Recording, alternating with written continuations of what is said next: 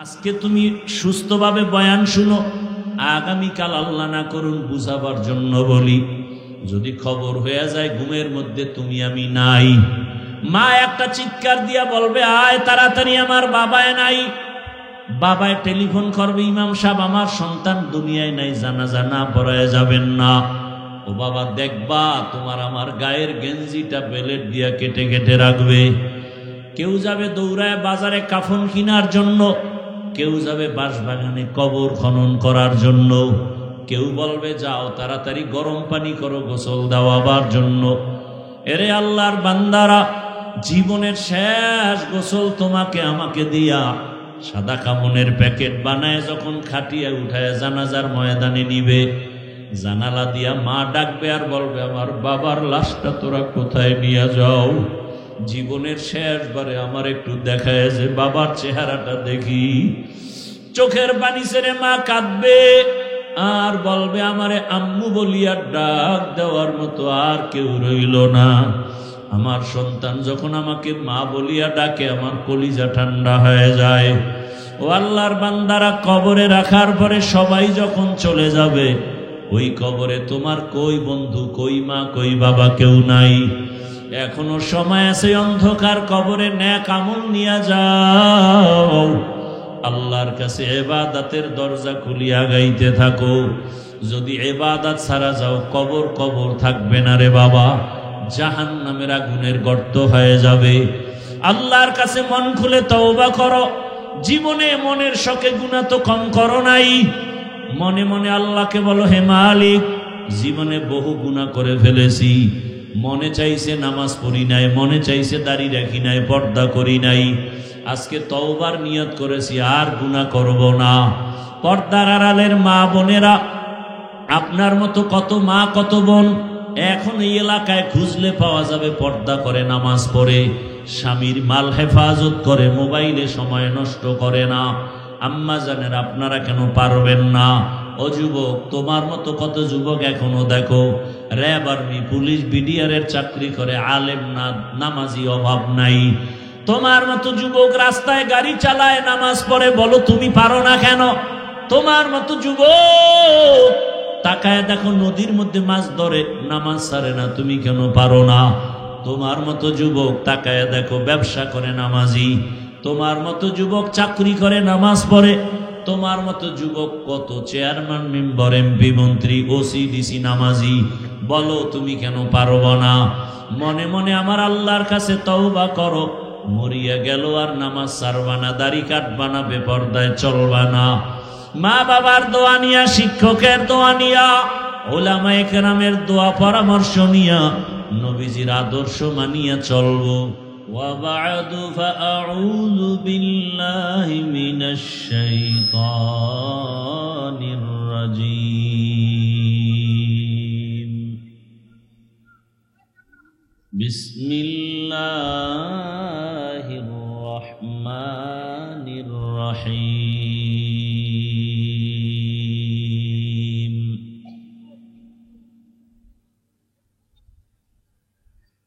وما خلقت الجن والإنس إلا ليعبدون.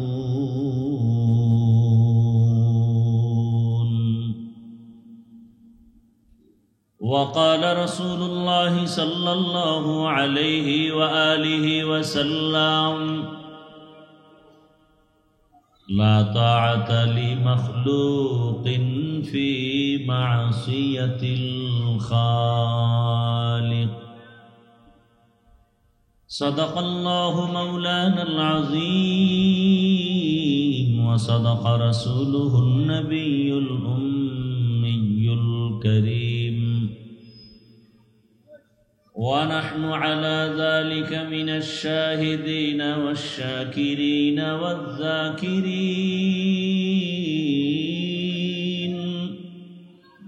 والحمد لله رب العالمين.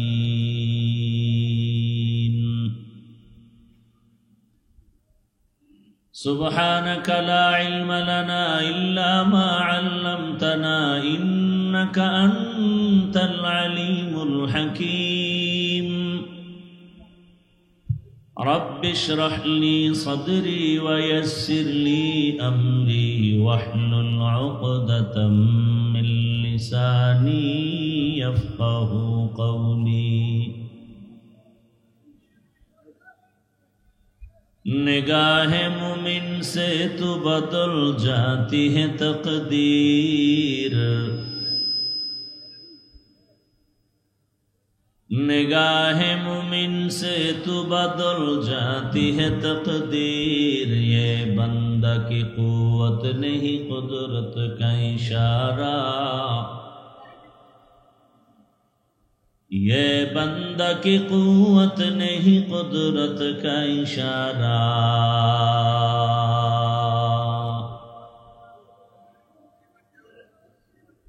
اے مرد خرد ترک معاصی کی ضرورت اے مرد خرد ترک معاصی کی ضرورت اب صحبت صالح کی سوا کوئی نہیں چارہ اب صحبت صالح کی سوا کوئی نہیں چارہ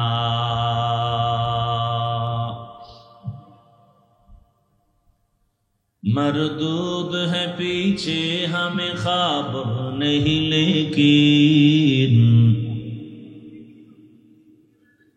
مردود ہے پیچھے ہمیں خبر نہیں لیکن ایک وقت میں ہلاک جو اعمال ہے سارا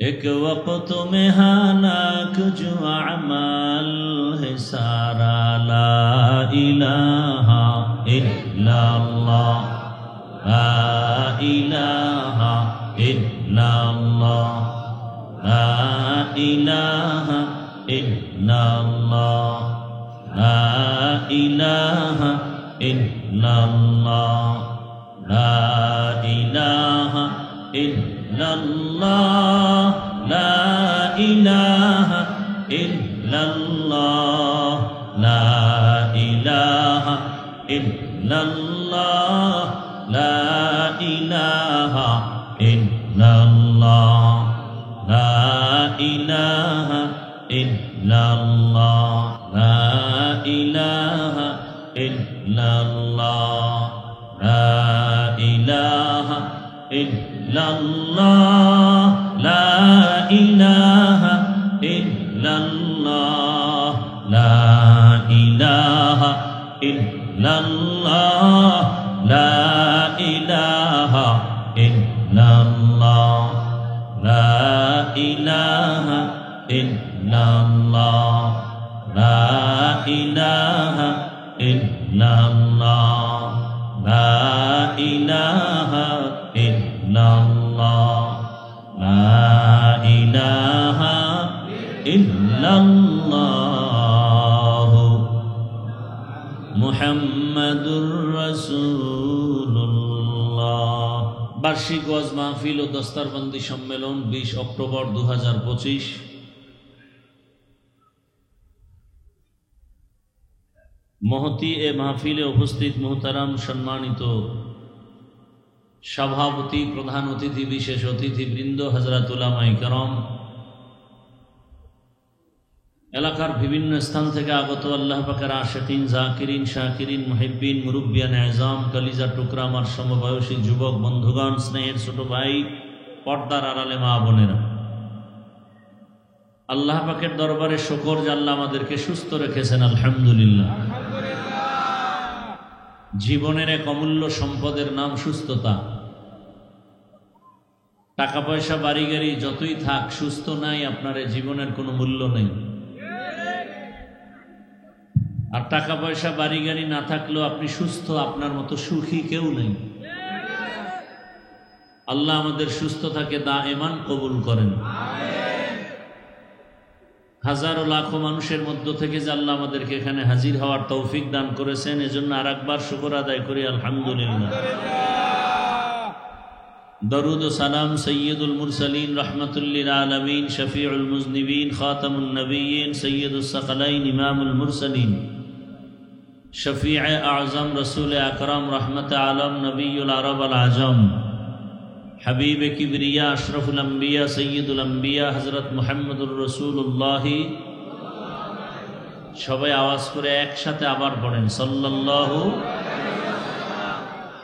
নবীজির নামে দরুদ পড়লে গুনাহ হয় না সওয়াব? একবার পড়বেন সাল্লাল্লাহু আলাইহি ওয়া আলিহি ওয়াসাল্লাম, সাথে সাথে 3টা পুরস্কার পেয়ে যাবেন। প্রথম পুরস্কার 10টা গুনাহ মাফ হয়ে যায়। দ্বিতীয় পুরস্কার 10টা নেক আমল নামায় যোগ হবে। তৃতীয় পুরস্কার আল্লাহর দরবারে 10 গুণ মর্যাদা বেড়ে যাবে। কয়বার পড়লে এই 3 পুরস্কার? একবার। যদি 100 বার পড়েন, যদি প্রতিদিন 200 বার পড়েন, ওলামায়ে কেরাম লিখেছেন কমপক্ষে প্রতিদিন রসুলের উপরে দরুদের সংখ্যা হবে কমপক্ষে 300। প্রতিদিন কতবার? 300 বার। দরুদের ফজিলত এত পাওয়ারফুল একটা আমল,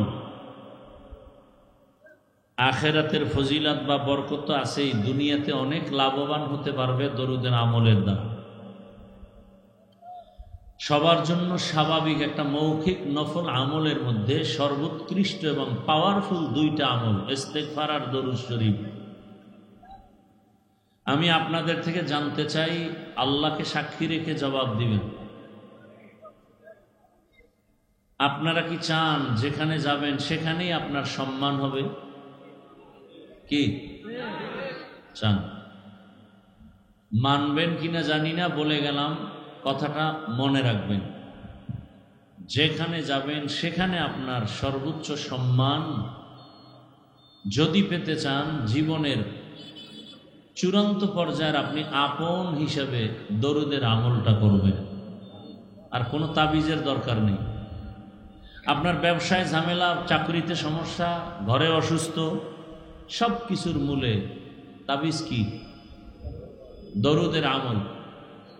তবে দরুদ ইব্রাহিমী যেটা নামাজে পড়া হয়, এটা পড়লে আরো সওয়াব, আরো বরকত। তবে 2 শর্ত আছে দরুদ পড়তে হলে। 1 নম্বর শর্ত, জেলাফি থাকতে হবে। হ্যাঁ, 1 নম্বর শর্ত হলো আপনি নির্জনে পড়তে হবে এবং মুহাব্বতের সাথে। দ্বিতীয় শর্ত হলো পবিত্র অবস্থায় পড়তে হবে। এখন নির্জন সময় কখন? আমার দৃষ্টিতে ফজরের নামাজের পরে অথবা ঘুমের আগে। আপনি অজু সহকারে জায়নামাজে বসে ঘুমের আগে নির্জনে বসে বসে তসবিহ হাতে নিবেন। কি নিবেন? তসবিহ চিনেননি? তসবিহ হাতে নিয়ে আমল করা সুন্নতে সাহাবা। তসবিহ হাতে নিয়ে আমল করা বলেন। যারা তসবির বিরোধিতা করে তারা মূর্খ, তারা সাহাবায়ে কেরামকে পছন্দ করে না। যারা সাহাবায়ে কেরামদের পছন্দ করে না, তারা মুসলমান হলেও 73-এর মধ্যে 72 দল জাহান্নামীদের অন্তর্ভুক্ত।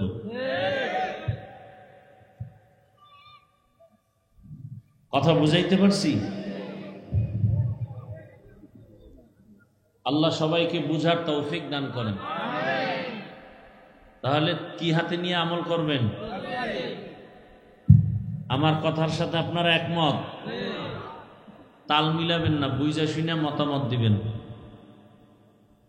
আজকে কিছু আপনাদের সাথে মতামতের বয়ান হবে, আপনাদের থেকে মতামত নিব, এই বয়ান। তাহলে তসবিহ কিনবেন, যাদের নাই কিনবেন তো? আচ্ছা, এখানে একটা সুন্দর সুযোগ আছে। যাদের বউ আছে তারা বউকে তসবিহ কিনে দিবেন। যাদের মা আছে মা বাবাকে তসবিহ কিনে দিবেন। ঘরের মা বোনদেরকে সবাই একটা একটা তসবিহ কিনে দিবেন, দামি তসবিহ। নিয়ত করা যায় না? আমার কথায় আপনাদের কোনো ঝামেলা মনে হইতেছে? তসবিহ হাতে নিয়ে আমল করা কি সুন্নতে সাহাবা। সাহাবাদের বিরোধিতা করা মানি সে জাহান্নামে না যাইয়া জান্নাত পাবে না। মুসলমান হলেও ৭২ দল মুসলমানের যে দলটা থাকবে ওই দলের অন্তর্ভুক্ত। ৭২ দল এরা কোথায় যাবে? জাহান্নামে। তাহলে তসবিহ কিনবেন তো? ঘরে সবাইরে তসবিহ দিবেন? আল্লাহ কবুল করেন। তসবিহ দিবেন কি জন্য? দরুদের আমল করার জন্য। কতবার? ৩০০ বার দরুদের আমল। আল্লাহ আমাদের বেশি বেশি বেশি বেশি দরুদের আমল করার তৌফিক দান করুন। যাদের আয়োজনে আজকের এই মাহফিল, আল্লাহ সবাইকে কবুল করেন। দীর্ঘ সময় ওলামায়ে কেরাম আলোচনা করেছেন আপনাদের চট্টগ্রামের রত্ন বাতিলের আতঙ্ক, যার নাম শুনলে বাতিলদের মাথা ঠান্ডা থাকে। কথা বলেন না কেন? কি নাম তার? আজিজুল হক আল মাদানী দামাত বারাকাতুহুম। অত্যন্ত তথ্যবহুল আলোচনা করেন, রেফারেন্স ছাড়া কোনো আলোচনা করেন না।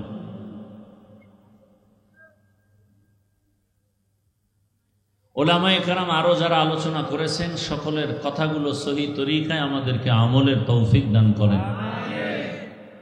ওলামায়ে কেরামের ইজ্জতকে আল্লাহ বেশি বেশি বাড়ায় দেন। দোয়া করতে একটু সমস্যা মনে হইতেছে। চিন্তা করেন সব দোয়া অন্যেরা পেলে আমগো উভয় কি? নবীজি বলেন অন্যের জন্য দোয়া করলে এটা নিজের জন্য আগে কবুল হয়। আমি দোয়া করলাম আল্লাহ চট্টগ্রামের সবাইকে মাফ করে দাও, আল্লাহ একজন ফেরেশতা পাঠায় দিয়ে বলেন এই বান্দা কার জন্য দোয়া করলো? বলে পুরা এই চট্টগ্রামবাসীর জন্য। কি দোয়া করলো? ক্ষমা চায়। নিজের জন্য করে নাই, কয় না। আল্লাহ বলেন সাক্ষী থাকো, সকলকে ক্ষমার আগে ওকে আগে ক্ষমা করে দিল। তাহলে মনে রাখবেন অন্যের জন্য দোয়া করলে নিজের জন্য আগে কবুল হবে। একটা উসুল মনে রাখবেন, অন্যের জন্য দোয়া করলে আগে নিজের জন্য কি হবে? কবুল। আমরা দোয়া করতে অনেক কৃপণতা করি। জুমার মসজিদের খতিব যারা, ওই দিন সবাই আসে একটু মনে করে বরকতের দিন দোয়া কবুল। তো একজনে দোয়া চাইছে, হুজুর আমার আব্বার জন্য একটু দিল খুলে দোয়া করবেন। মনে মনে নিয়ত করছে মোটামুটি 500 টাকা হাদিয়া দেই। ইমাম সাহেব দোয়া করতে গিয়ে আরো 6 জনের নাম কইছে। ওনার মোনাজাতের মধ্যেই মাথা গরম হয়ে গেছে যে আমার বাবার দোয়াটা 6টা ভাগ হয়ে গেল, পুরা দোয়াটা বাবায় পায়নি। মনে মনে মন খারাপ যে না হাদিয়া পুরাটাও দেওয়া যাবে না। 500 টাকার থেকে খুঁজে মুইজে 100 টাকা বের করছে। বের করে ইমাম সাহেবের দিয়া দেওয়ার সময় খুব বাহাদুরির সাথে, মনে মেজাজে খুব রাগ। 100 টাকা দিয়ে নেন হুজুর, এরমই কইরেন। আর এক সোরায় দোয়া চাইছে, হুজুর দোয়াও করছে দিল খুইলা, কিন্তু মোনাজাতের পর বল হুজুর একটা কাম করলেন কি? নাম বললেন না। আল্লাহ যদি ভুলে এই নামে আর এক জায়গায় দিয়ে দেয় দোয়াটা, তো আমার বাপে তো ফাঁকা। এরকমও বহু বেয়াদব আছে না নাই? এরা মূর্খ বেয়াদব। কি বেয়াদব? মূর্খ। দেখেন না জানাজায় দাঁড়াইলে হুজুর বাংলা নিয়তটা কন। জানাজায় দাঁড়াইলে বলেনি কি নিয়ত কন? বাংলা নিয়ত কি? রসুল বাংলা বুঝে? আল্লাহ বাংলা বুঝে? তো বাংলা নিয়ত কি? কোরআন হাদিস আছে বাংলা নিয়ত। এই চালাকি কেন? একমাত্র ধর্মীয় মূর্খতার কারণ। এরা ধর্মান্ধ, ধর্মের মূর্খ। আল্লাহ হেদায়াত দান করেন। তাহলে এই উসুলটা মনে রাখবো, অন্যের জন্য দোয়া করলে আগে নিজের জন্য কি হবে? কবুল হবে। তো ওলামায়ে কেরামের জন্য দোয়া করলাম, আল্লাহ ওলামায়ে কেরামের ইজ্জতকে বাড়ায় দেন। এখনো সবাই আমিন বলেন নাই? আরে ভাই, কথা তো নিতে চান না, সমস্যা। বলারও মানুষ কমতেছে, শোনারও মানুষ কমতেছে, বিরোধিতার মানুষ বাড়তেছে। কথা তো নিতে চান না। শুধু আলেম ওলামা কেন, স্বয়ং আল্লাহ তার পবিত্রতার বয়ান করবেন, তসবি পড়বেন। কি সুবহান মানে কি? আল্লাহ পবিত্র। সুবহান মানে কি?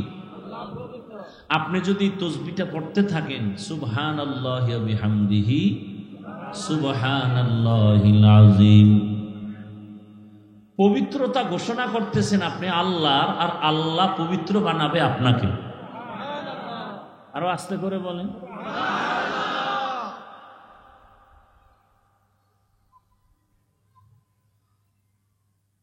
ওলামায়ে কেরামের জন্য দোয়া করবেন, আপনার ইজ্জত বাড়বে, তাদের ইজ্জত তো বাড়বেই, আপনার ইজ্জতও বাড়বে। পাশাপাশি আরেকটু দোয়া না করলেই না। যারা আলেম ওলামাদের বিরুদ্ধে লেখে, বলে, বিভিন্ন চক্রান্ত করে, আল্লাহ ওদের হেদায়াত দান করেন, আল্লাহ এদের হেদায়াত দান করেন, আল্লাহ এদের হেদায়াত দান করেন। হেদায়াত না থাকলে আল্লাহ খুব তাড়াতাড়ি এদেরকে ধ্বংস করে দেন। এরা বেঁচে থাকলে বিপদ। এই দোয়াগুলো কেন করলাম এর একটু ব্যাখ্যা শুনেন, এরপরে আয়াত হাদিসের ব্যাখ্যা হবে। ভূমিকা এগুলো বলাই লাগে। কিয়ামত পর্যন্ত এই জমিনে আর কোনোদিন এক সেকেন্ডের জন্য আমার রসুল এসে চট্টগ্রামে বয়ান করবেন না? রসুল আসছিলেন মনে হয় মাঝখানে বয়ান করতে, জামিয়াতুল ফালায়, বাইজিদের মাজারে। তাহলে কিয়ামত পর্যন্ত নবী আর উম্মতকে দাওয়াতের বয়ান দিতে আসবেন? সবাই একমত? আচ্ছা, নবী আসবেন না, আবু বকর, ওমর, ওসমান, আলী, সাহাবায়ে কেরাম আসবেন? আসবেন না। একমত তো? আচ্ছা, এরপরের সিঁড়িতে আইম্মায়ে কেরাম, আবু হানিফা, ইমাম শাফিঈ, ইমাম বুখারী, ইমাম তিরমিজি, ইমাম মুসলিম, এরা কেউ আসবেন? আচ্ছা, এর পরের সিঁড়ি আউলিয়ায়ে কেরাম, খাজা মাইনুদ্দিন চিশতি, এরপরে কি বলে শাহজালাল, শাহপরান, নিজামুদ্দিন আউলিয়া, বাইজিদ বোস্তামি, আনোয়ার শাহ কাশ্মীরি, বড় বড় বড় বড় আউলিয়া, এরা আসবেন? বড় পীর আব্দুল কাদের জিলানী। এখন কি করবেন? দুনিয়াতে খুব খেয়াল করবেন কিন্তু আমার কথাগুলো। আমি এখনো আমার আয়াত হাদিসের বয়ানে ঢুকি নাই, অর্ধেক বয়ানের আগেই হয়ে যাবে। ভালো করে খেয়াল করবেন। দুনিয়াতে শান্তি এবং সম্মান, পরকালে জান্নাত। দুনিয়াতে এবং সম্মান, পরকালে দোনোটা চান না কি ভাই? দুনিয়াতে শান্তি, সম্মান, পরকালে। এই যে জান্নাতের ঠিকানা দরকার, শান্তি কোন দিকে গেলে, কোন কাজ করলে পাবো? ব্যক্তি হিসাবে শান্তি কোথায় পাই? সংসারে শান্তি, চলাফেরায় শান্তি, ব্যবসায় শান্তি, চাকরিতে শান্তি। সব শান্তি, কল্যাণ আর জান্নাতের ঠিকানার একমাত্র পথ উলামায়ে কেরাম। কিয়ামত পর্যন্ত আপনাদেরকে, এই জাতিকে দুনিয়াতে সম্মান, শান্তির পথ দেখাবে এবং জান্নাতেরও পথ দেখাবেন একমাত্র উলামায়ে কেরাম। আর কেউ এ দুনিয়ায়ও কল্যাণের পথ দেখাবে না, আখিরাতেরটা তো দেখাবেই না। দুনিয়ায় আপনাদের শান্তির পথ কেউ দেখাবে না, একমাত্র পথ দেখাবে উলামায়ে কেরাম, কোরআন হাদিস, ইসলামের ব্যানারে। কথা একমত? হ্যাঁ, খুব খেয়াল করিয়েন। সত্য কথা আপনি না মানলেও অন্তত সমর্থন করিয়েন যে হ্যাঁ, এটা সত্য। কিয়ামত পর্যন্ত এই দুনিয়াতে কিভাবে আপনারা শান্তিতে বসবাস করবেন, এই পরামর্শ আপনাদেরকে আলেম ওলামা ছাড়া ভিন্ন কেউ দিবে না, দিবে না, দিবে না। সব স্বার্থপর, সব ধান্দাবাজ, সব চান্দাবাজ। একমাত্র আপনাদের নিরেট, নির্ভেজাল, কলিজার আপন উলামায়ে কেরাম, আর বাকি সব স্বার্থপর। এরা শান্তির পথ দেখাবে না। দেখাবে কোথায়? শান্তির পথই হলো ইসলাম। ইসলাম ছাড়া শান্তির কোনো পথ কথা বুঝেননি? আল্লাহ বুঝার তৌফিক দান করেন। আচ্ছা, আর একটু প্রশ্ন করি, কষ্ট হবে না তো ইনশাআল্লাহ? রাগ আসবে না তো? আচ্ছা, আমরা যে কোরআন মানি, আপনারা কোরআন মানেন না? হাদিস, ইসলাম, আচ্ছা আপনারা যে ইসলাম কোরআন হাদিসটা মানেন, এটা সর্বদিক থেকে কি পরিপূর্ণ নাকি কিছু দিকের দুর্বলতা আছে? দুর্বলতা একটু আছে না? নাই? আর একটু খোলামেলা বলি, কিয়ামত পর্যন্ত যত মানুষ আসবে, সমস্ত মানুষের দুনিয়ার লাইনে যত সমস্যা হতে পারে, সব লাইনের সমস্যা কি কোরআন হাদিস ইসলামে আছে? এখন বুঝেন নাই মনে হয়? জীবনের সব বিষয়ের সমস্যার সমাধান কোরআন হাদিস এবং ইসলামে আছে না নাই? আংশিক না পরিপূর্ণ? সব বিষয়? আমার মনে হয় না। আপনাদের জবাব থেকে আমার খুব ভয় লাগতেছে। সঠিক বলছেন? সঠিক? আপনাদের কথায় ভেজাল নাই? না, আমি তো জানি আপনারা একটু ভেজাল করেন। চায়ের দোকানে এখানে সেখানে বলেন ইসলামে রাজনীতি নাই। এখন কোন বিধর্মী জিজ্ঞাসা করতেছে, ভাই তোমাদের ইসলামটা কেমন? আমরা কি বলবো? পারফেক্ট, পাওয়ারফুল এবং সফট। ইসলামের মতো সহজ ধর্ম পৃথিবীতে আর নাই। শান্তির ধর্ম পৃথিবীতে আর একটাও। বিধর্মী বলে তোমাদের ইসলামটা দেখতে চাই, জানতে চাই। মানুষের জীবনের সব লাইনের সমাধান আছে? বলে হ্যাঁ। বলে আমাকে বুঝাও তো। বলে অর্থনীতির সমাধান আছে, সমাজনীতির সমাধান আছে, পারিবারিক সমাধান। এইবার আপনি বলবেন রাষ্ট্রের ব্যাপারে আমাকে ইসলামটা একটু দুর্বল। কি রাষ্ট্রের সমাধানের বেলায় ইসলাম কোরআন একটু দুর্বল? কি বলেন? বলেন ইমান, এখানে ইমানের পরীক্ষা। রাষ্ট্রের ব্যাপারে কোনো সমাধান ইসলামে নাই। কি যারা বোবার ভূমিকায় আছেন, চিন্তা করতেছেন কই যাইবেন না কি কই আবার ভেজালে পড়ে। সমাজ, রাষ্ট্র, সর্বক্ষেত্রে ইসলামের মধ্যে সমাধান আছে। কেন বলেন রাজনীতি নাই? তাহলে আপনার কথার দ্বারা কি বোঝা গেল? ইসলামে সব নীতি আছে, রাষ্ট্রনীতি নাই। তার মানে ইসলাম রাষ্ট্রের ব্যাপারে দুর্বল, কোরআন দুর্বল। এত চাপাবাজি কেন করেন?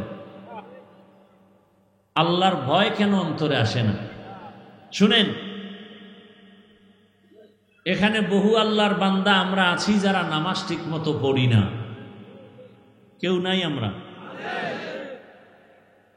একটু খেয়াল করে বুঝবেন আমার এই শুরুর কথাগুলো। আচ্ছা, এখানে অনেকেই আমরা আছি নামাজ পড়ি না। এখানে একটা ভালো পয়েন্ট মনে রাখবেন, নামাজ পড়ে না আর একজন নামাজ পছন্দ করে না, দুইজন সমান?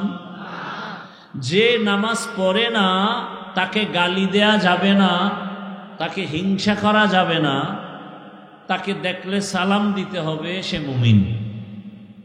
আর একজন নামাজ পছন্দ করে না, তাকে ছাড় দেওয়া যাবে না। কেন? সে বেঈমান। বুঝাইতে পারি নাই? আপনি দাড়ি রাখেন না, আমাদের মধ্যে যারা দাড়ি আমরা রাখি না, গালি দেওয়া যাবে না, বরং তাকে সালাম দিব, বুকে লাগাবো। কিন্তু কেউ যদি বলে আমি দাড়ি পছন্দ করি না, তাকে ছাড় দেওয়া যাবে না। যে দাড়ি রাখে না সে মুমিন, যে পছন্দ করে না সে তাজা বেঈমান। ব্যবধান বুঝছেন তো? যে দাড়ি রাখে না তার অন্তরে আগ্রহ আছে, রাখবে, সে মুমিন। আর যে বিরোধিতা করে সে কি? বেঈমান, রাখার আগ্রহ নাই। পর্দার বিধান আপনি পর্দা পালন না করলেও মানেন, কিন্তু পর্দা করেন না, আপনাকে গালি দেওয়া যাবে না। আপনাকে মোহাব্বতের সাথে বুকে লাগাবো, সালাম দিব, ঝগড়া নাই, দ্বন্দ্ব নাই, সালাম আগে দিব, বুকে লাগাবো, নাস্তা খাওয়াবো, বুঝাবো, গালি দিব না, কিন্তু বিরোধিতা করলে ছাড় নাই। ব্যবধান বুঝছেন? হ্যাঁ, বুঝটাই ঠিক করা। এই বয়ানের মূল টার্গেট বুঝ ঠিক করা। বয়ান তো সবাই পারেন, বুঝের অভাব।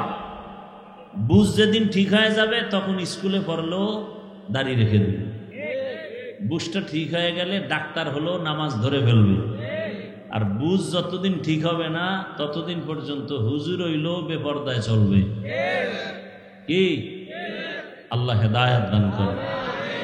এবার আরো একটু কথা বলি। গোটা দুনিয়াটাকে পরিচালনা করেছেন সুলাইমান নবী। কোনদিন শুনছেন? শুনেন নাই? এই ঘটনা কোরআনে আছে। মিশরের অর্থমন্ত্রী হইয়া দায়িত্ব পালন করছেন রাষ্ট্রের ইউসুফ নবী। শুনছেন? ঘটনা কোরআনে আছে।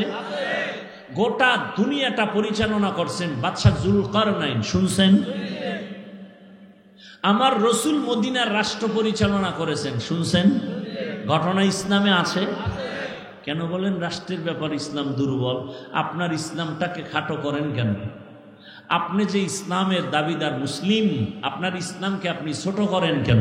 আপনি রাজনীতি ইসলামেরটা করেন না, সেটা ভিন্ন, কিন্তু ইসলামের রাজনীতি নাই বলা যাবে না। বরং পৃথিবীতে শ্রেষ্ঠ এবং পবিত্র রাজনীতি মানে ইসলামী রাজনীতি।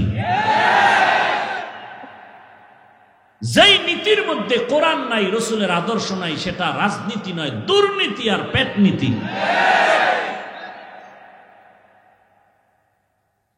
যুবকদের তো আমি অদা করাইতেছি এখন সব জায়গায়, মাহফিলে, ঢাকা সহ। ও যুবক বাবারা, 200 টাকা খরচ করে ব্যানার বানাও, 2 ফিট 3 ফিট ব্যানারে বড় করে স্লোগান লেখো, পৃথিবীতে শ্রেষ্ঠ রাজনীতি ইসলামী রাজনীতি, আর ইসলামী রাজনীতি পাক, সব রাজনীতি না পাক।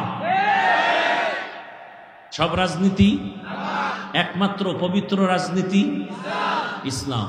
এবং আবার এক ব্যানার বানায় লেখো আর বাজারে বাজারে টানাও, আল্লাহর কসম এই জমিনে যতদিন পর্যন্ত ইসলাম কায়েম হবে না ততদিন পর্যন্ত চাপাবাজি চলবে, শান্তি কেউ দেখবে না, দেখবে না, দেখবে না। কি চলবে? চাপাবাজি। সব উল্টায় ফেলাম। হ্যাঁ হ্যাঁ। আচ্ছা, যে ব্যক্তি মদ পান করে তার দিমাগ খুব পাক। চট্টগ্রামে মদ পান করে তো জিকির করে না? হ্যাঁ, মদ পান করলেই বউরে মা কয়, দিমাগ পাক। যে ব্যক্তি 3 বেলা খায়, বিড়ি টানে, গাঞ্জা খায়,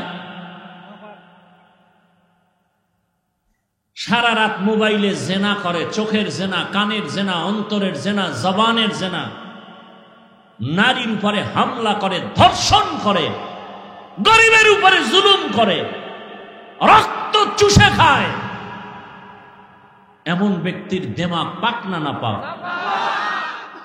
এর চরিত্র ফুলের মতো পবিত্র হলে কাড্ডা খারাপ, আমাকে হুজুর গোটা খারাপ।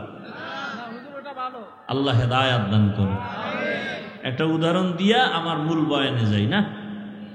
লঙ্গির ভিতরে গোবর লাগছে, গোবর চিনেননি? গোবর ইন্ডিয়ার থেকে আসে। এখন লঙ্গিতে গোবর লাগার কারণে লঙ্গি পাক না না পাক? এই নাপাক গোবর দূর করতে হলে কি লাগবে? একজনে খুঁজতে খুঁজতে খুঁজতে খুঁজতে আধা ঘন্টা পানি পায় না, চান্দি গরম। একজনে খায়, ভাই এত মেহনত করো কেন? পানি তো তোমার কাছেই আছে, তোমার নিজের কাছেই তো পানি আছে। ওই পানির নাম কি? প্রস্রাব। এই পেশাবের পানি দিয়া তো গোবরটা ধুয়ে দিতে পারো। আরে ভাই, এই বুদ্ধিটা আধা ঘন্টা আগে কইছিল।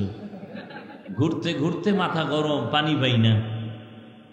সত্য সুন্দর একটা পরামর্শ আমাকে দিছ। এই লোকটা প্রস্রাব দিয়া গোবরের নাপাক ধুইয়া ফেলছে লঙ্গির। আপনাদের ধারণা মতে কেমন পাক হলো? নাপাক আরো ছড়াইল। যার নামাজ নাই, রোজা নাই, সুদ খায়, ঘুষ খায়, মদ পান করে, ধর্ষণ করে, জুলুম করে, এমন নাপাক ব্যক্তিকে যদি বলো আমার এই এলাকা, আমার এই ঘরটা পাক করো, তাহলে পাক হবে না, নাপাক আরো ছড়াবে। বুঝাইতে পারছি? আমি বুঝাইতে পারছি, আপনি বুঝতে পারছেন কিনা এটা আল্লাহ ভালো জানে। আল্লাহ হেদায়াত দান করুন। আমি যে আয়াত পড়ছি, হাদিস পড়ছি, তরজমাটা বলি, তারপরে কিছু ব্যাখ্যা। ওয়ামা খালাকতুল জিন্না ওয়াল ইনসা ইল্লা লিয়াবুদুন। আল্লাহ বলেন আমি জিন ও ইনসানকে সৃষ্টি করি নাই, হ্যাঁ করেছি আমার ইবাদতের জন্য। নবীজি বলেন লা তাআতা লি মাখলুকিন ফি মাসিয়াতিল খালিক। আল্লাহকে অসন্তুষ্ট করে পৃথিবীর কারো হুকুম মানা হারাম। খেয়াল করিয়েন, এটা হলো তর্জমা। আল্লাহকে বেজার করে, অসন্তুষ্ট করে ভিন্ন কারো হুকুম মানা কি তর্জমা শেষ। ব্যাখ্যা কি করব? মন করা একটা করলে হবে না। নবীজি হাদিস বলছেন, ব্যাখ্যা করছেন, সাহাবায়ে কেরাম শুনছেন, তারাও ব্যাখ্যা শিখাইছেন। শিখাইতে শিখাইতে আজ পর্যন্ত যে ব্যাখ্যা আসছে, সেই ব্যাখ্যা আল্লাহকে অসন্তুষ্ট করে পৃথিবীর ভিন্ন কারো হুকুম মানা হারাম মানি হলো আল্লাহকে বেজার করে মা বাবার কথা মানা হারাম, আল্লাহকে বেজার করে পীরের কথা মানা হারাম। এখন একজনে দাঁড়ায় যদি কা হাফিজ ভাই পীরের কথা মানা হারাম কত নাম্বার আয়াতে আছে? এরকম বহু তারসের আছে, হুদা জায়গায় ফেস লাগাই দিই, আছে না? ভালো করে বুঝো, আল্লাহকে বেজার করে নেতার কথা মানা হারাম, আল্লাহকে অসন্তুষ্ট করে নেত্রীর কথা মানা হারাম। এটা কোন হাদিসে আছে? আছে না নাই? দেখতে নারী চলন বাঁকা। আরে আপনার শরীরে রোগ আছে 5টা, ডাক্তারের চেম্বারে যাবেন, ডাক্তার আপনাকে চেক করবে, রক্ত টেস্ট করবে, করার পরে দেখবে আপনার বড় রোগ, আপনার লিভারে সমস্যা, জ্বরও আছে, ঠান্ডাও আছে। 5টা রোগের মধ্যে যেটা আসল রোগ, বড় রোগ, এটাকে আগে ধরবে। অপারেশনের রোগ থাকলে আগে করবে, বাকিগুলো পরে। বুঝেন না কথা? তাহলে ইসলাম, কোরআন তো মানুষের ঔষধ। ওয়ানুনাজ্জিলু মিনাল কুরআনি মা হুয়া শিফাউ ওয়া রাহমাতুল লিল মুমিনিন।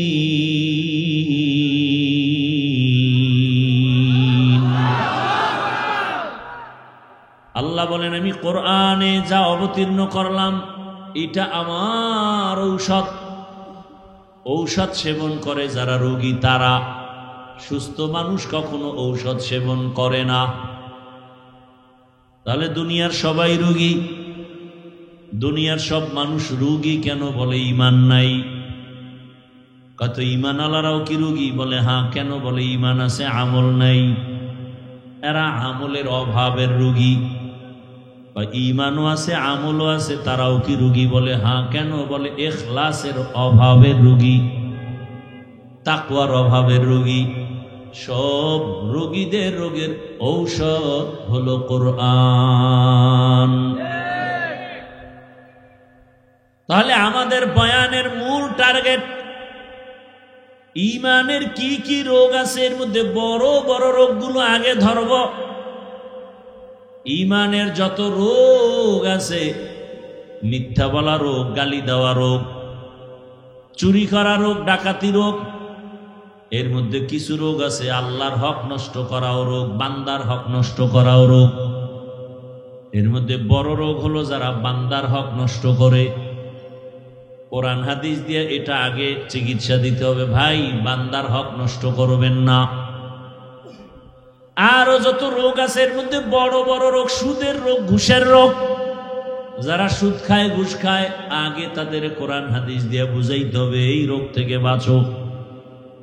কারণ তোমার সুদের রোগ থাকলে নামাজ হবে না, রোজা হবে না, তেলাওয়াত হবে না, জিকির হবে না, দান সদকা হবে না।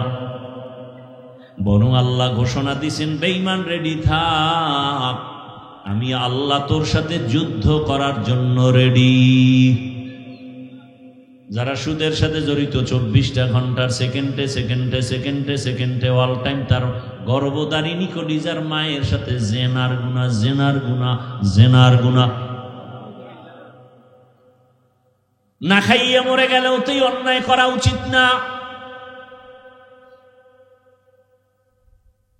এজন্য আল্লাহর রাসূল বলছেন, আল্লাহকে বেজার করে ভিন্ন কারো আদেশ নিষেধ মানা যাবে না। এক কথায় জবাব, দুনিয়ার সকলকে বেজার করা সম্ভব, আমার আল্লাহকে বেজার করা সম্ভব না।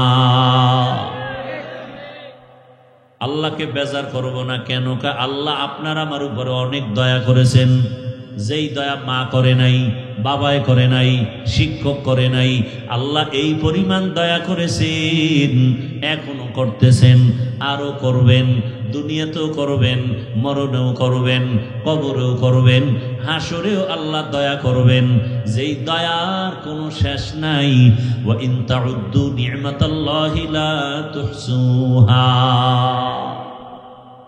যে আল্লাহ তো দয়া করলেন, একই মায়ের সন্তান, একই মায়ের সন্তান, ভাই বোনের মধ্যে কারো চোখে সমস্যা, কারো পায়ে সমস্যা, কারো জবানে সমস্যা হতে পারেনি।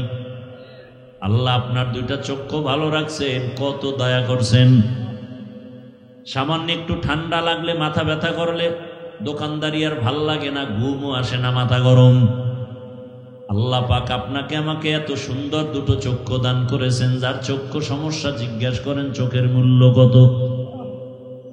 আমি মাঝে মাঝে বলি, আল্লাহরে যারা দেখতে চাও, দুনিয়ায় দেখা যাবে না, তবে ঘেরান পাওয়া যাবে। ওই আল্লাহর ঘেরানটা যদি পাইতে চাও, ঢাকার পঙ্গু হসপিটালে মাঝে মাঝে যাইয়া দেখিও আমার আল্লাহ কেমন। কারো পা রডের সাথে বাঁধা, কত লাইনের মানুষ, আমার আল্লাহ কত দয়া করেছেন। তোমার আমার খেদমতের জন্য সূর্য বানায় দিছেন, আমার গোলামির জন্য পানি দিছেন, বাতাস দিছেন। দুনিয়ার সব আপনার আমার গোলাম, সেই মালিকের কেন বেজার করবা? কিন্তু আমরা সব জানিয়াও ওই মালিকের সহ্য করি না, বরং দুনিয়ার সবাইকে খুশি করতে গিয়ে মালিকের বেজার করি, আবার ফতুয়াও দেয়। কিরে, পর্দা করলে আল্লাহ খুশি, আত্মীয় বেজার, আত্মীয়র মনটা এখন খুশি করি, আল্লাহ যে বেজার হইছে পরে তওবা করে নিমু। কিন্তু কপাল বড় খারাপ, তওবারও সময় হয় না, আজরাইলের সাথে মোলাকাত।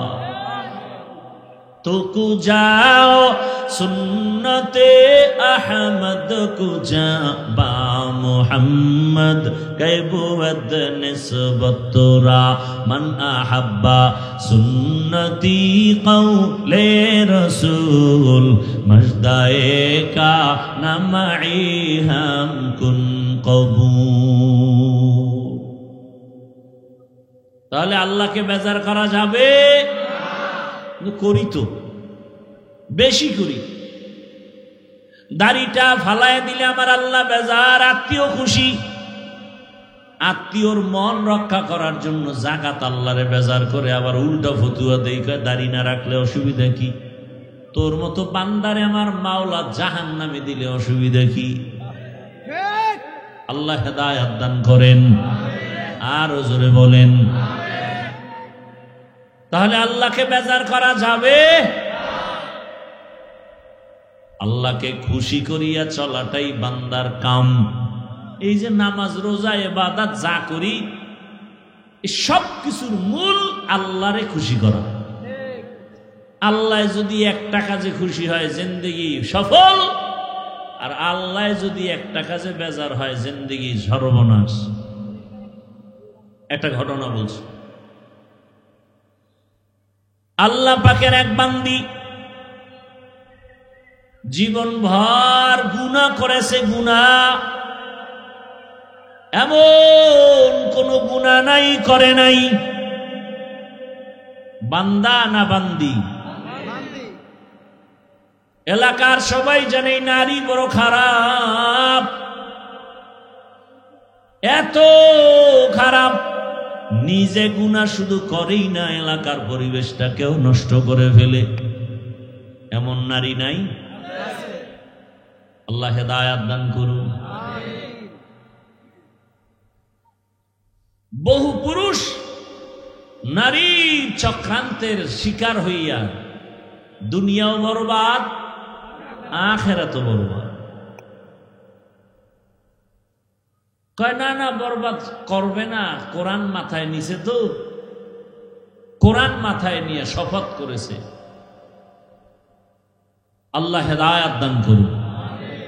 ওই আল্লাহর বান্দি জীবন ভর গুনাহ করেছে, একদিন রাস্তা দিয়ে হাঁটতেছে,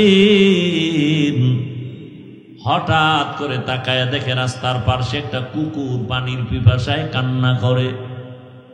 জাহান্নামী নারীটার অন্তরে মায়া লাগছে, মায়া, দৌড়াচ্ছে একটু পানি পান করাবে, কুকুরের মন ঠান্ডা করবে, কলিজা ঠান্ডা করবে। আল্লাহর বান্দি খুঁজতে খুঁজতে কোথায় পানি পাবে, গিয়া দেখে বহুদূর একটু পানির কূপ পেয়েছে। পানির কূপের থেকে পানি উঠাবে, কিন্তু পানি অনেক নিচে, উঠাবার কোনো পাত্র নাই।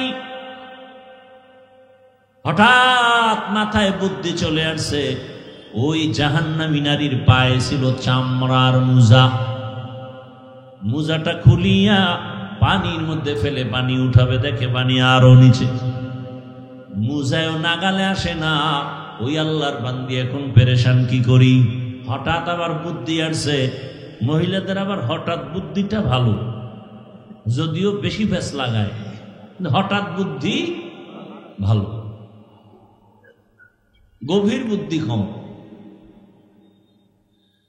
আল্লাহর বান্দির হঠাৎ বুদ্ধি আসলো যে মাথায় আমার একটা বিশাল বড় ওড়না লাগানো।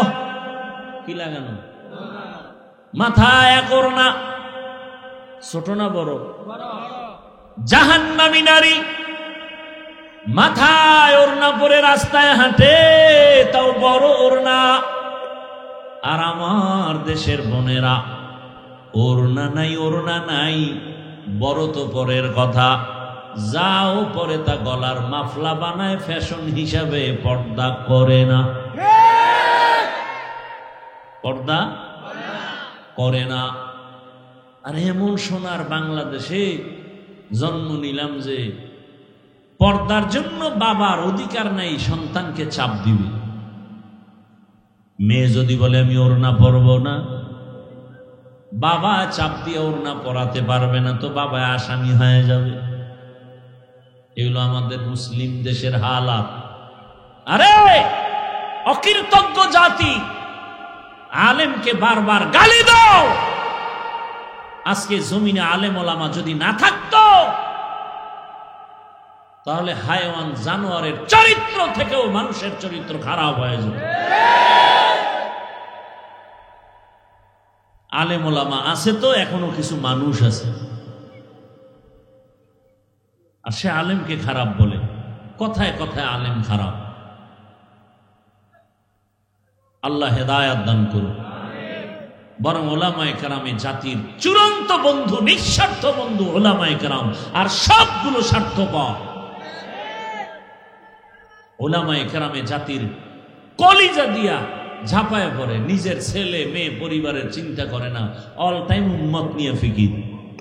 দাওয়াত ও তাবলীগওয়ালারাও ফিকির করে, পীর সাহেবরা উম্মত নিয়ে ফিকির, বক্তারা উম্মত নিয়ে ফিকির, জুমার মসজিদের ইমাম ও খতিবের উম্মত নিয়ে ফিকির। এত পরিমাণ প্রচেষ্টা চালায়, নিজের চিন্তা নাই, বাড়ির চিন্তা নাই, খানার চিন্তা নাই, উম্মতের চিন্তা। এই জাতির কি উপায় হবে? যে কোনো ক্লান্তি লগ্নে আলেম ওলামারা ময়দানে আসে। এই আল্লাহর বান্দারা, আপনি না মানলেও কথাটা ওভার 100 সত্য লিখে রাখবেন। এই জমিনে মানুষের কল্যাণে আলেম ওলামারা যতবার মাঠে আসছে প্রত্যেকটা আন্দোলনে তারা সফল হয়েছে। কোন নাস্তিক, কোন মুরতাদ, কোন বেঈমান, ইসলামের দুশমনরা সফল হতে পারে নাই। এই কি গোপন কথা? ভারতের মধ্যে 200 বছর ব্রিটিশ শোষণ করে মাদ্রাসা বন্ধ করে দিছে, আলেম ওলামাকে ফাঁসি দিয়া গাছের সাথে লাট ঝুলাই দিছে। কই কোরআনের আওয়াজ বন্ধ হয়ে গেছে? হ্যাঁ, ইতিহাস ভুলে যাবেন না রে বাবা। চোখে আঙ্গুল দিয়ে আমার আল্লাহ দেখায় দিলেন মহামারী করোনা। ইতিহাস মানুষের সাথে বেঈমানি করে না। সেই সময় বাবারে করোনা আক্রান্ত করে ফেলেছে, এত পরিমাণ অবস্থা খারাপ যে স্কুল পর্যন্ত বন্ধ, কলেজ বন্ধ, চাকরি বন্ধ, ব্যবসা বন্ধ, ফ্যাক্টরি বন্ধ, গাড়ি বন্ধ। আপনাদের মনে আছে নি ওই বিপদের মুহূর্তে আল্লাহর কোরআনের একটা মাদ্রাসাও বন্ধ হয় নাই? সত্য কথা স্বীকার করতে কষ্ট লাগে না? কার গর্দ আছে কপালে লাগছে আল্লাহই জানে। ভাইরা আমার, বাবারে করোনা আক্রান্ত করে ফেলল। শিক্ষিত 2 কুলাঙ্গার সন্তান বাবার কাছে যায় না, করোনা মরার ভয়, ট্রিপল মাস্ক লাগায় বসে আছে। ওই সময় এলাকার গরিবদের টাকা দিয়ে বলে বাবার লাশটা রাস্তায় ফেলে দাও। লাশটা রাস্তায় নেওয়ার পর ওই লাশ জানাজা হলো না, কুকুর খেলো। কুলাঙ্গার এই শিক্ষিত আর খবর নেই। ভাইরা আমার, বাবার লাশ ওখানে আর দেখলো না, কি হলো? সেই সময় আমার দেশের টুপিওয়ালা আলেম ওলামারা আমার দেশের শত শত করোনার লাশ নিজেদের কাঁধে নিলেন, গোসল করালেন, কাফন পরালেন, জানাজা পড়ায়া কবরে দাফন করেছেন। একজন হুজুরেও করোনায় মরে নাই। মিথ্যা বলছি? কোন হুজুর না খায় মরছে? আল্লাহ চোখের সামনে দেখায় দিলেন। এই দুনিয়ায় ওলামায়ে কেরাম জাতির চূড়ান্ত বন্ধু। আর একটা তাজা উদাহরণ দেই। আরে ওলামায়ে কেরামে জাতির আপনাদের কারো ক্ষতি চায় না, সবাই চায় আপনি ভালো সম্মানে থাকেন, সুস্থ থাকেন, মা বাবার দোয়া আপনার উপরে আসুক, আপনার দ্বারা পরিবার শান্তি পাক। এই পরামর্শগুলোই তো ওলামায়ে কেরাম দেন। আপনাদের ক্ষতির কোনো পরামর্শ কোনো আলেম দেন না। তারপরেও কেন আপনি আলেমকে খারাপ বলেন? আমাকে একটা উদাহরণ দিয়ে জবাব দেন। সরকারি যারা চাকরি করে, বেসরকারি যারা চাকরি করে, বলেন জানা থাকলে তাদের ডিউটি প্রতিদিন কত ঘন্টা? বলেন। নিম্নে তাদের বেতন কত? বলেন। 20,000। 8 ঘন্টা ডিউটি, 20,000 টাকা বেতন। আপনাদের অত্র অঞ্চলে যা আপনাদের আশেপাশে যাদের বাড়ির পাশে মসজিদ, ওই মসজিদে যারা ইমামতি করে আলেম ওলামা, তাদের ডিউটি কত ঘন্টা? বলেন বলেন, সত্য কথা বলেন। 24 ঘন্টা ডিউটি করে, মাসে বেতন কত দেন? শহর এলাকায় 10,000, 12,000, গ্রামে 5,000, 4,000, 6 মাস বাকি। এরপরও কোনো আলেম কাউকে গালি দেয় না, বরং ইমাম এত নরম ভাবে থাকে। রিক্সা ড্রাইভারেরাও কেমন যেন রিমান্ডের মতো ব্যবহার করে। জহুরের নামাজে নাই, রিক্সাওয়ালা কয় হুজুর জহুরে ছিলেন না, গেছিলেন কই? ইমাম সাহেব কয় কে তুমি? আমি রিক্সা চালাই। কয় এত ভাওয়ার কেন? কয় 5 টাকা বেতন দেই। এরকম বেয়াদব আছে না নাই? সভাপতি দেয় 100 টাকা, সেক্রেটারি সভাপতির থেকে আরো ধনী। আপনি কত দেন? আমি দেই মাত্র 50। কেন? সভাপতির থেকে আপনি ধনী। কয় বেশি দিলে সভাপতির থেকে বেশি দেওয়া বেয়াদবি, এই জন্য মাত্র 150 টাকা বেতন দেয়। এই যে এরপরও কোনোদিন ইমাম সাহেব রাগ করে নাই, জুমায় বলে নাই যে বেতনের স্কেল বাড়াও। 1 তারিখের মধ্যে বেতন দাও, না হয় আসর থেকে সূরাগুলো উল্টা পড়া হবে। বলছে? বলে নাই।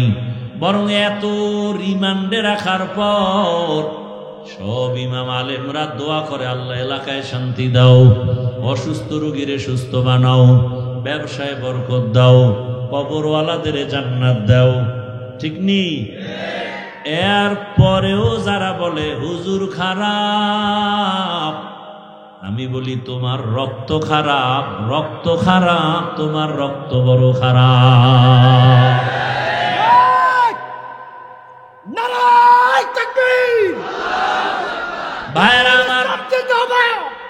ভাইরা আমার, এজন্য বললাম, আমি যদি এভাবে একটা সারা রাত আমি আপনাদের শুনাইতে থাকি, শেষ করা যাবে না। কপাল বড় খারাপ, বুঝার চেষ্টাও করি না, বুঝিও না, বুঝার চেষ্টাও করি না, বরং উল্টা বিরোধিতা করি। ঠিক নেই? কিন্তু আলেম ওলামারা ভোর রাত্রে কান্না করে, আল্লাহর কাছে সবার জন্য দোয়া করে, ও আল্লাহ প্রত্যেকটা মানুষকে তুমি হেদায়াত দাও, তোমার একটা বান্দাও যেন কষ্ট না পায়। ওরে ব্যবসায়ীর জন্য দোয়া। কোন আলেম ব্যবসায়ীর উপরে জুলুম করে না, প্রথমেই যে কথাটা বলে সালাম, মানে শান্তির দোয়া করে। এরে নবীর আশিক, ওই আল্লাহর বান্দি জাহান্নামী নারী, মনে আছে? পানি উঠাবার জন্য পায়ের মোজা খুলল, এরপরে মোজার সাথে ওড়নার এক অংশ দিয়া বাঁধলো, এরপরে পানি উঠাইয়া কুকুরের পান করালো। নবীজি হাদিসে বলতেছেন, ও সাহাবায়ে কেরাম, মহিলা জাহান্নামী, কিন্তু কুকুরকে পানি পান করানোটায় আল্লাহ এত খুশি। মনে আছে কোন কথার থেকে আনছিলাম? সব ইবাদতের মূল বিষয় কি? আল্লাহরে খুশি করা। ওই জাহান্নামী নারী কুকুরকে পানি পান করানোটা ফরজ না ওয়াজিব না? ও যদি হেঁটে যাইতো কিছুই করার ছিল না, কিন্তু আমার মালিকের কাছে বড় মজা লাগছে, পছন্দ হয়েছে, আমার মালিক বড় খুশি। নবীজি বলেন, সাথে সাথে গাইবি আওয়াজ, গাইবের থেকে আওয়াজ আসছে, ও নারী, কুকুরকে পানি পান করানোর কারণে তোমার জীবনের সব গুনাহগুলো মাফ হয়েছে। আতিনা ফি দারে দুনিয়া না হাসান, আতিনা ফি দারে আকবা না হাসান, ইয়া গিয়াসাল মুস্তাগীসি নাহদিনা লফতিখারা বিল উলুমে ওয়াল গিনা। হর গোরি দেনে কো তু তৈয়ার है, जो न मांगे उससे तू बेजार है। সব ইবাদতের মাকসাদ হলো আল্লাহরে খুশি করা। কি? আল্লাহরে খুশি করলে কত লাভ। ওই যে আমরা হজে যাই, হজে যায় হাজিরা ওই মিনায় যাইয়া পাথর মারে, পাথর মারেনি? 7টা করে পাথর মারে, 3টা পিলার, ওখানে শয়তান তো নাই। কিন্তু ইসমাইল নবী পাথর মারছেন, ইব্রাহিম নবী মারছেন, এই জন্য আল্লাহর কাছে মজা লাগছে। আল্লাহ স্মৃতি হিসাবে কিয়ামত পর্যন্ত কায়েম রাখছেন। বাইতুল্লাহ যারা উমরায় যায়, বাইতুল্লাহটা তাওয়াফ করার পর সাফা মারওয়ায় সাই করা লাগে, 7টা চক্কর দেওয়া লাগে। নবীজি একদিন চক্কর দিয়া মুস্কি হাসেন আর কয়, ও আল্লাহ, কি জন্য তুমি আমাকে এই কষ্টটা দিলা? আম্মাজান ইসমাইল নবীর মা হাজেরা যদি দৌড় না দিতেন, আল্লাহ এই আইন কোথা থেকে আনতেন? কেন করলেন? দৌড়াইতে অনেক অনেক কষ্ট, 7টা চক্কর দিলে খবর হয়ে যায়। আমরা জুয়ানরাও পারতে বড় কষ্ট লাগে। ওই সাফা মারওয়ার সাই আল্লাহ কয় হাজেরা দৌড় দিছেন, আমার কাছে বড় ভালো লাগছে, মজা লাগছে, আমি হাজেরার দৌড়ে খুশি। আমি আল্লাহ এটাকে স্মৃতি হিসাবে কিয়ামত পর্যন্ত রাখছি। যেই হাজি ওমরা করো আর হজ করো, হাজেরার দৌড়ের জায়গায় যদি দৌড় না দেও হজ কবুল হবে না। ভাইরা আমার, তো আল্লাহ খুশি হওয়া এটাই আমার মাকসাদ। এজন্য আল্লাহ বলেন ওয়ামা খালাকতুল জিন্না ওয়াল ইনসা ইল্লা লিয়াবুদুন, আমি মানুষ ও জিন বানাই নাই। খেয়াল করেন আমার তেলাওয়াতকৃত আয়াতের অল্প 5-10 মিনিটে মোনাজাত দিয়ে দিন। আল্লাহ তাআলা বলেন আমি জিন ইনসানকে সৃষ্টি করি নাই, হ্যাঁ করেছি ইবাদতের জন্য। ঘুরাইয়া বললেন কেন? ডাইরেক্ট যদি বলতেন ইবাদতের জন্য মানুষ বানাইছি তো হতো, ঘুরাইয়া বললেন কেন? ফি'লুল হাকিম লা ইয়াখলু আনিল হিকমা, হাকিমের কোনো কাজ হিকমত থেকে খালি না। আল্লাহ বুঝাইলেন মানুষ তোমার অন্তর আর জেহেনটাকে পুরা খালি করো, তোমারে বানানো হয় নাই। এটা মাথায় ঢুকে এবার একটা কথা ঢুকাও, তোমাকে বানানোর একটাই মাত্র কাজ, জিন্দেগিতে তোমার আর কোনো কাজ নাই, ওই কাজের নাম হলো ইবাদত। এখানে আর একটু ব্যাখ্যা, ওয়ামা খালাকতুল জিন্না ওয়াল ইনসা ইল্লা লিয়াবুদুন। এখানে অধিকাংশ মুফাসসিরিনে কেরাম ইবাদতের ব্যাখ্যা করেছেন লিয়ারিফুন। আরাফা ইয়ারিফু থেকে মারিফত, মারিফত মানে আল্লাহর পরিচয় লাভ করা। তাহলে আল্লাহ কি বলেন? আয়াতের অর্থ কি? ওয়ামা খালাকতুল জিন্না ওয়াল ইনসা ইল্লা লিয়ারিফুন।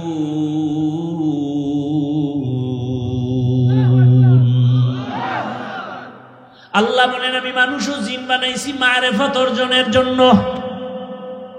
মারিফত মানে পরিচয় লাভ করা। কার পরিচয়?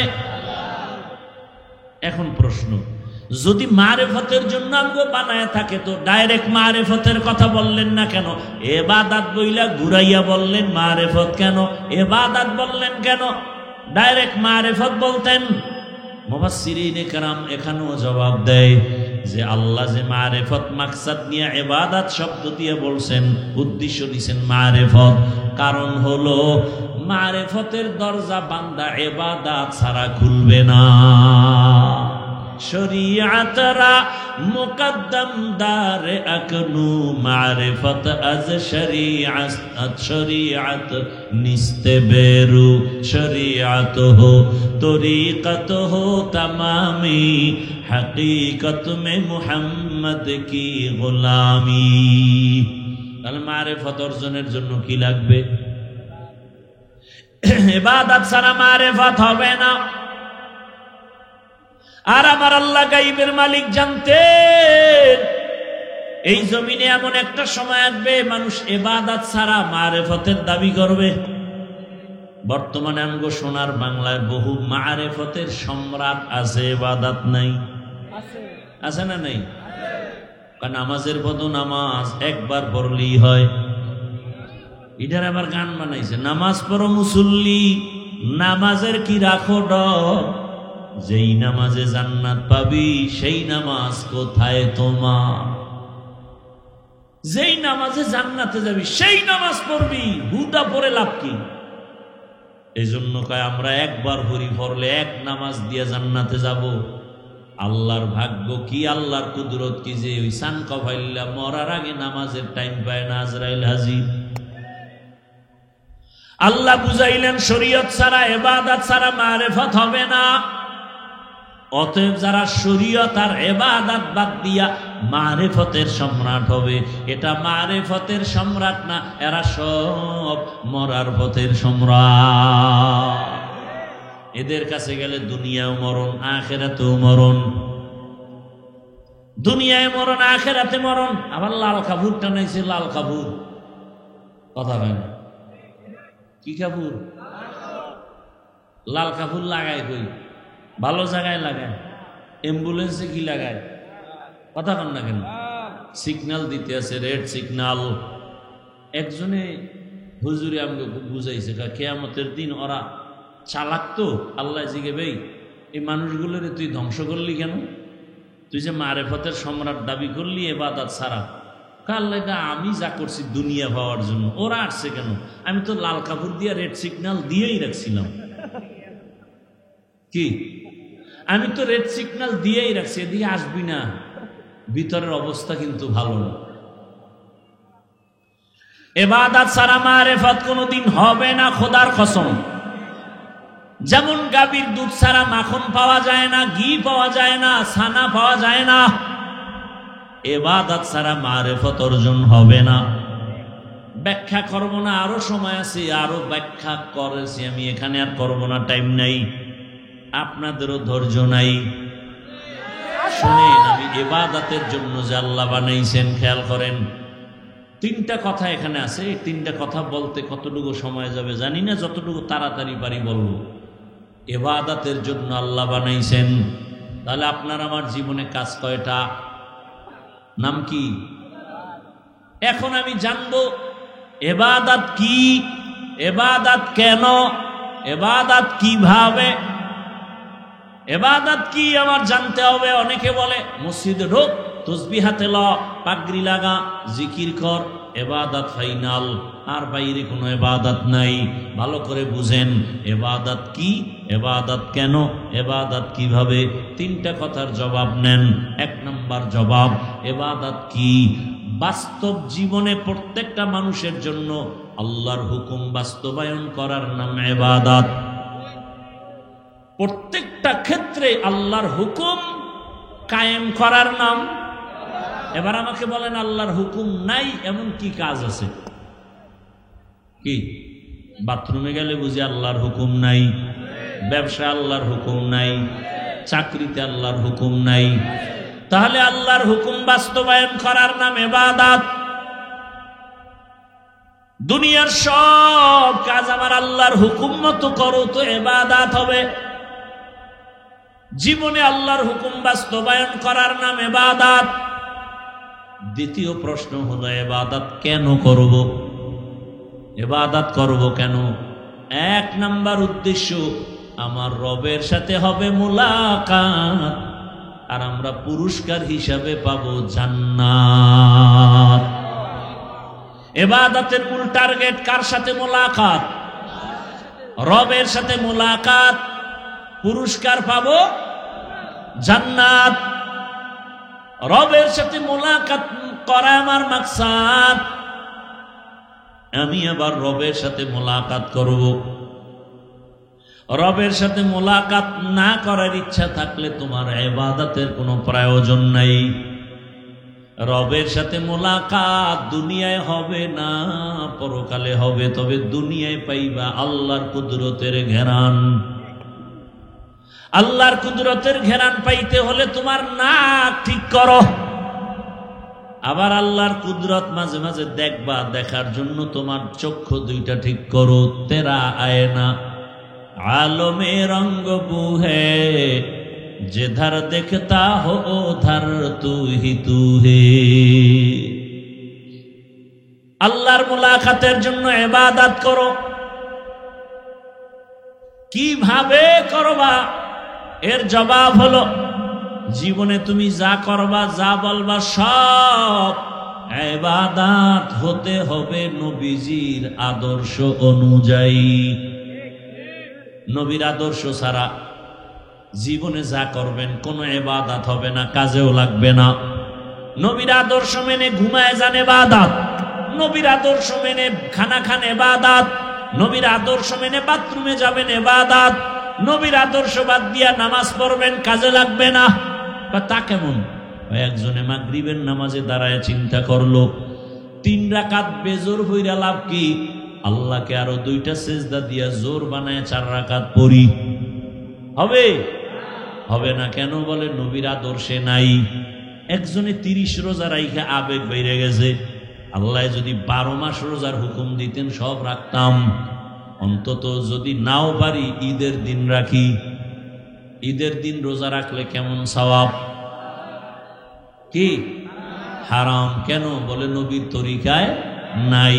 নবীর আদর্শ মানিয়া তুমি ব্যবসা করো ইবাদত, নবীর আদর্শে পানি পান করো ইবাদত, নবীর আদর্শে জুতা পরবা ইবাদত, নবীর আদর্শে তুমি ঘুমাও ইবাদত, নবীর আদর্শে হাসো ইবাদত, নবীর আদর্শে কান্না করো ইবাদত, নবীর আদর্শ মতে বিবাহ করো ইবাদত, নবীর আদর্শে চাকরি করো ইবাদত।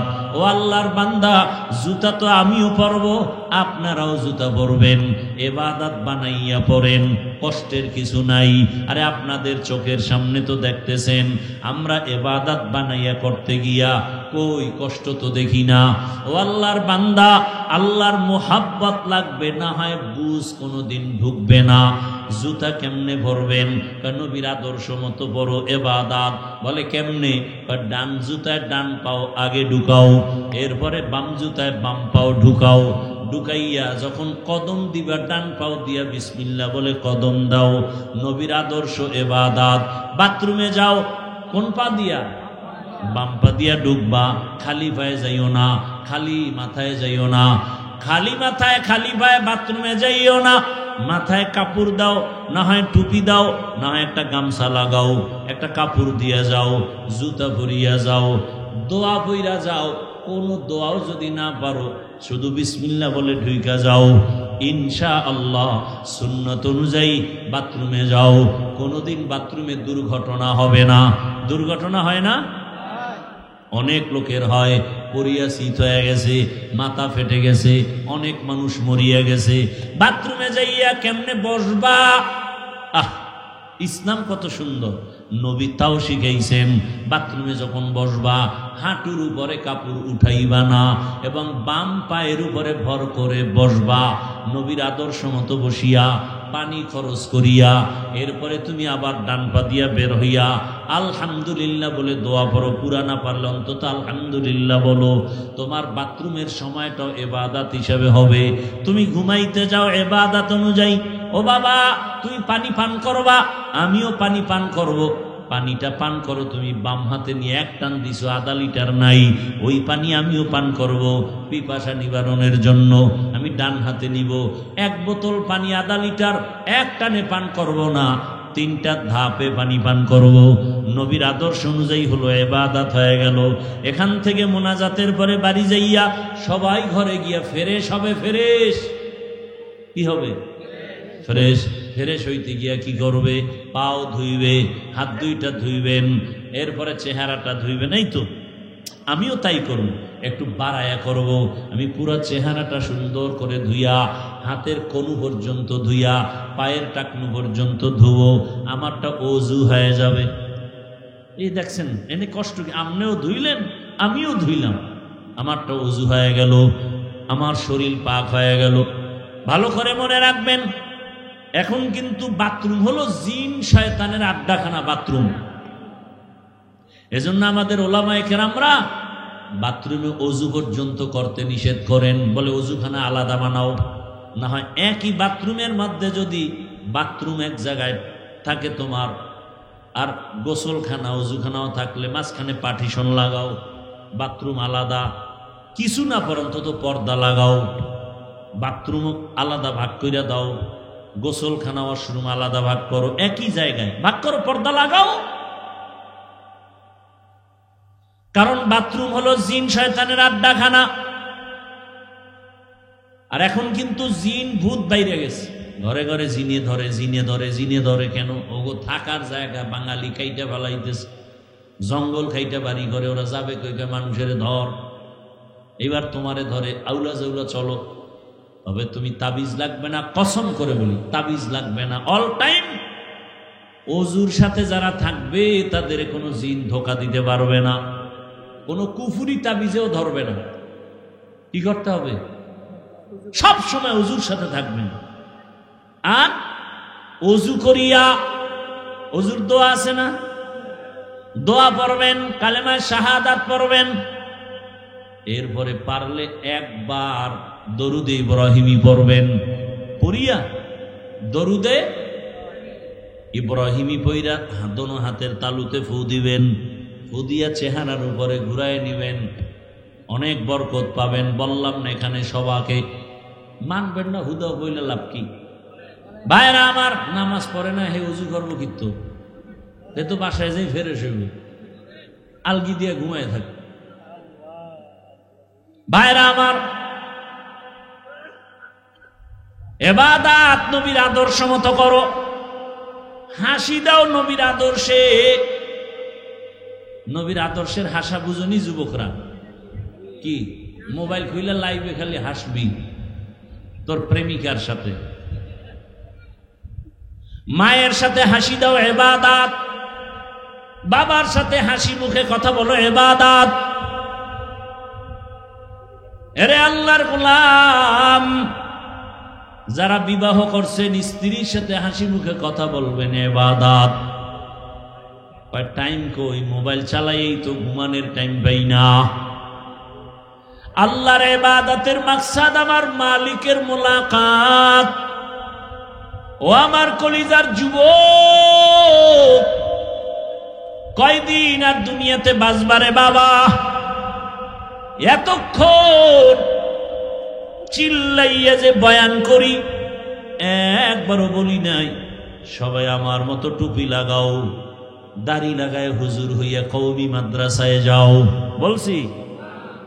একবারও বলি নাই তাবলিগে যেতেই হবে, না হয় জাহান্নাম। একবারও বলি নাই তুমি পীরের কাছে যাও, না হয় জাহান্নাম।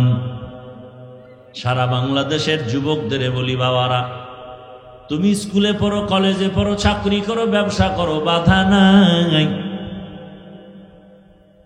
তবে ওখানে থাইকা তুমি ডাক্তার হও, ইঞ্জিনিয়ার হও, প্রফেসর হও, এসপি হও, ডিসি হও, তবে একটা ছোট দাবি, বাবা বেয়াদব হইও না। ডাক্তার হয়ে যদি বেয়াদব হও, তাসলিমার মতো জুতা খেয়ে দেশ থেকে পালাতে হবে। এমন সান কবল যে মরার পরে লাশটাও জমিনে আসার নিশ্চয়তা নাই। ডাক্তার হও, বেয়াদব হয় না। ইঞ্জিনিয়ার হও, বেয়াদব হয় না। প্রফেসর হও, বেয়াদব হয় না। ওই ঢাকা কলেজের প্রফেসর আহমদ শরীফ কত বড় গাদ্দারি করে মরল, কবরও কপালে জুটে নাই, কবর হয় নাই। ও আল্লাহর বান্দারা, বলতে পারো হাফিজ ভাই ডাক্তার হব বেয়াদব হব না, ইঞ্জিনিয়ার হব বেয়াদব হব না, প্রফেসর হব বেয়াদব হব না। তার ব্যাখ্যা কি? ব্যাখ্যা হলো 3 জায়গায় বেয়াদবি করা যাবে না। 1 নাম্বার মা বাবা, 2 শিক্ষক, 3 তোমার উলামায়ে কেরাম। এই 3 জায়গায় বেয়াদবি যদি করো, তোমার জীবনটা মরার আগেই ধ্বংসের পথে চলে যাবে। ও আমার যুবক বাবারা, রাস্তায় অনেক পাগল মাঝে মাঝে দেখি উলঙ্গ ইংলিশে কথা বলে, অনেক পাগল দেখি উলঙ্গ আরবিতে কথা বলে। চিন্তায় পড়ে গেলাম, পাগল কেন ইংলিশ বলে? আসলে ইংলিশ শিখে নাই, বরং লেখাপড়ার জীবনে ভালো ছাত্র ছিল, বেয়াদবি করিয়া রাস্তার পাগল হয়ে গেছে। এজন্যই বলি বাবা, মা বাবার সাথে বেয়াদবি যদি করো, আর মা বাবায় যদি ব্যথা পাইয়া একটা নিঃশ্বাস ছাড়ে, তোর জীবন ধ্বংসের জন্য এই নিঃশ্বাসটাই যথেষ্ট। শিক্ষক যদি নিঃশ্বাস পেলে জীবন ধ্বংস, ওলামায়ে কেরাম যদি তোমার আচরণে কষ্ট পায়, একটা নিঃশ্বাস পেলে তোমার জীবন শেষ, মরার আগে ধ্বংস শুরু হয়ে যাবে। এরে নবীর উম্মতের দল, ওই মা বাবার দোয়া নিয়া, শিক্ষকের দোয়া নিয়া, ওলামায়ে কেরামের দোয়া নিয়া, নবীর আদর্শ মেনে সামনে আগাও। কয়দিন আর দুনিয়ায় বাঁচবা? মনের শখ লাগায় তো গুনাহ কম করো নাই। মনে চাইছে দাড়ি রাখবা না, রাখো নাই। মনে চাইছে নামাজ পড়বা না, পড়ো নাই। মনে চাইছে পার্কে পার্কে দৌড়াবা, দৌড়াইছো। মনে চাইছে সারা রাত মোবাইলে গুনাহ করবা, করেছো। কিন্তু জানো না কোন দিন আজরাইল আসবে। কয়েকদিন আগে না তোমরা দেখছো, ফেসবুকে তোমরা চালাও, বিদেশ থেকে টাকা স্বর্ণের অলংকার নিয়ে আসছে দেশে। এয়ারপোর্টে নামার পরে সন্তান পরিবারেরা গাড়িতে নিয়ে আসলো। বাড়ি যাওয়ার আগে আগে গাড়িটা পানির মধ্যে পড়ে গেছে, সন্তানও মরে গেল, স্ত্রীও মারা গেল। লোকটা টাকা স্বর্ণ নিয়ে কাঁদে। মানুষ বিবাহ করিয়া খাইয়া না খাইয়া থাকলেও একসাথে থাকলে একটা আনন্দ। আমি টাকার লোভে চলে গেলাম বিদেশ, অনেক বছর পরে আসছি, টাকা নিয়ে আসছি আনন্দ করে আবার যাব, কিন্তু আমার কপাল এত কেন খারাপ যে আমার নিজের হাতে আমার সন্তানটা মরে গেল, আমার চোখের সামনে স্ত্রী মরে গেল। এই জীবন দিয়ে কি লাভ হবে?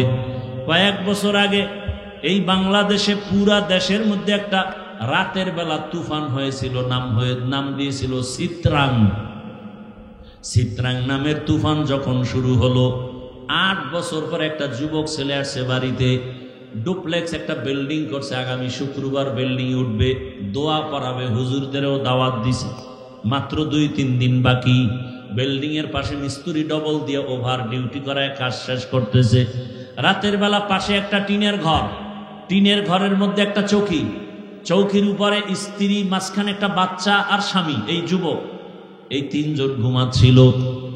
আগামী শুক্রবার বিল্ডিং উঠবে, 8 বছরের সব কামাই রুজি বিল্ডিং এর ভেতরে।